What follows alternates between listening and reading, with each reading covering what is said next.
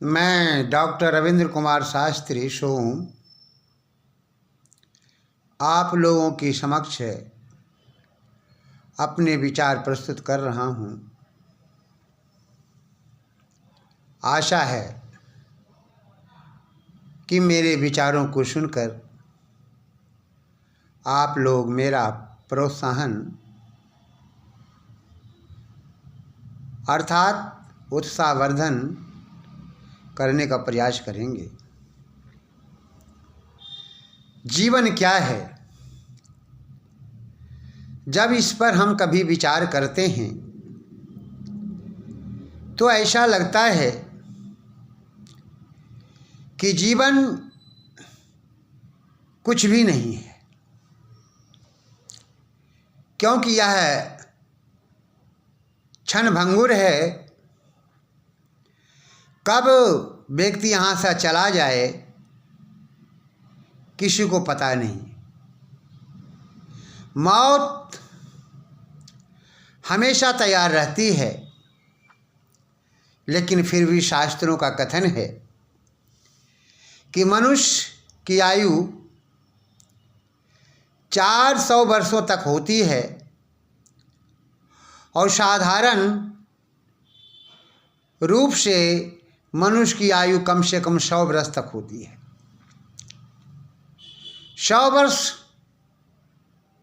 बहुत लंबी आयु हो गई, लेकिन वर्तमान समय में ऐसा देखा जा रहा है कि मनुष्य की आयु बहुत कम हो चुकी है।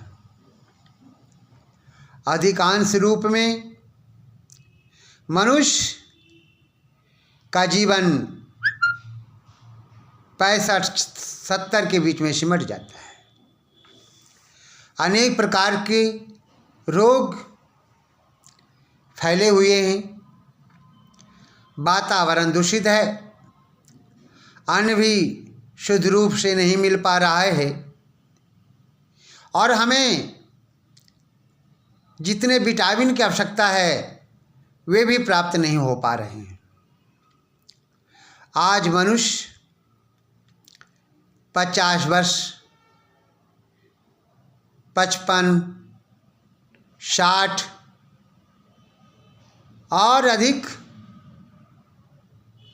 रूप से 70 और 75 के बीच में मनुष्य इस दुनिया को छोड़कर चला जाता है। कोई व्यक्ति 80, 90 पार कर पाता है और बिरले ही 100 वर्ष पार कर पाता है। तो इस पर हम विचार करते हैं तो लगता है कि मनुष्य जीवन कुछ भी नहीं, क्षणभंगुर है। लेकिन जब हम विचार करते हैं शास्त्रों के आधार पे, वेदों के आधार पे, ऋषि मुनियों ने जो हमें उपदेश दिया है उनके आधार पे जब हम विचार करते हैं तो ऐसा लगता है मनुष्य जीवन ही सब कुछ है। यदि हम मनुष्य जीवन को सही ढंग से व्यतीत करें तो मनुष्य जीवन बहुत कुछ है। परमपिता परमात्मा ने इस संसार में हमें मानव बना करके संसार में भेजा है और कहा है, उपदेश दिया है कि ओ मनुष्यों, मैंने तुम्हें संसार में भेजा है शुभ कर्मों के लिए, अच्छे कर्मों के लिए। लेकिन वहाँ जाने के बाद तुम लोग अपने स्वार्थ में पढ़कर गरीबों को कष्ट देते हो, दुख देते हो, जबकि ऐसा तुम्हें नहीं करना चाहिए।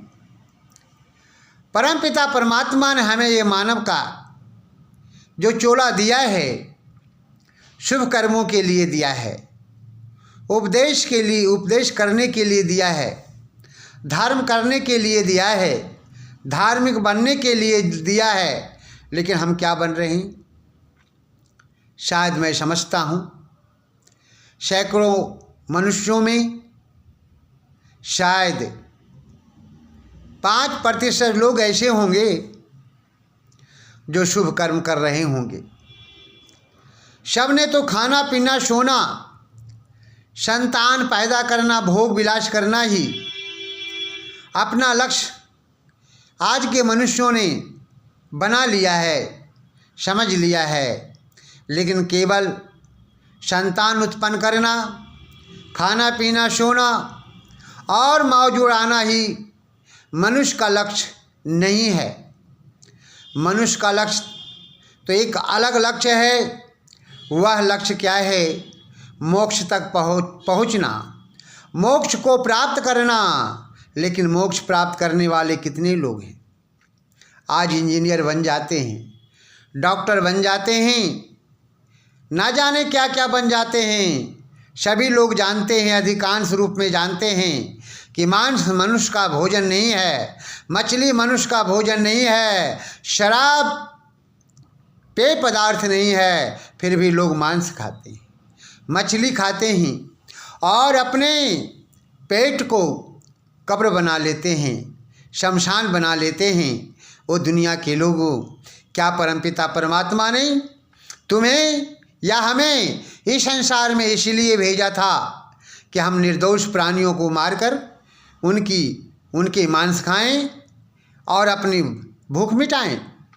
परमपिता परमात्मा ने हमारे लिए तो इतनी सुंदर अच्छी चीज़ें दी है कि अन्न है, फल है, फूल है, सब्जियां हैं, दूध है, छुहाड़ा है, किशमिश है, बादाम है, अखरोट है, काजू है, ना जाने कितने उत्तम उत्तम पदार्थ परमात्मा ने हमें दिया है खाने के लिए। लेकिन हम क्या करते हैं? इन सभी पदार्थों को छोड़कर हम मांस खाने में लग जाते हैं, मछली खाने में लग जाते हैं। हम मछली खाने में लग जाते हैं। क्या ये मनुष्य अगर सोचें कि हम मोक्ष के अधिकारी हैं या हो सकते हैं? कदापि नहीं। धर्मों के मार्गों पे चलकर, वेदों के मार्गों पे चलकर जो अपने जीवन को महान बनाने का प्रयास करता है, परमात्मा उसे मदद करता है, उन्हें अच्छा रास्ता बताता है।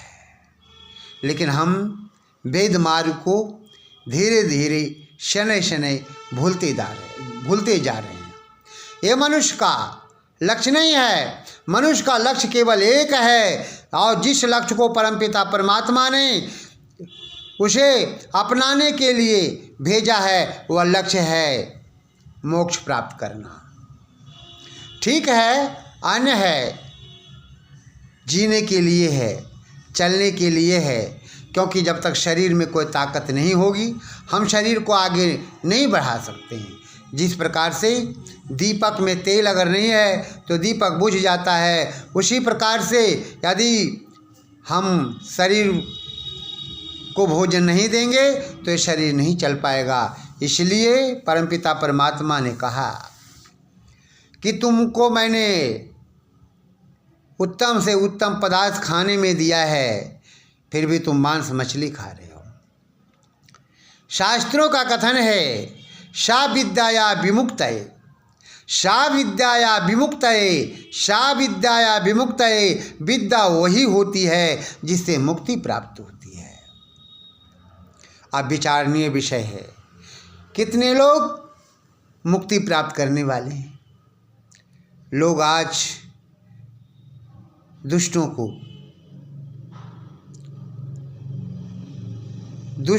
को छोड़ रहे हैं। लोग सोचते हैं कि कहीं हमें मार ना डाले।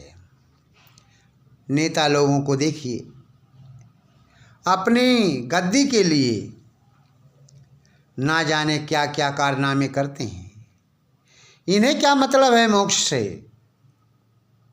और वास्तव में नेता वही होता है जो देश की रक्षा करता है। तो आइए उस ओर ना जाकर मैं यही कहूँगा कि परमपिता परमात्मा ने, हे मनुष्य, तुम्हें इस संसार में मोक्ष प्राप्त करने के लिए भेजा है। जब तुम मोक्ष प्राप्त कर लोगे तभी जो है ये मनुष्य का जीवन सार्थक हो सकेगा। यही मनुष्य का जीवन है। इति ओम।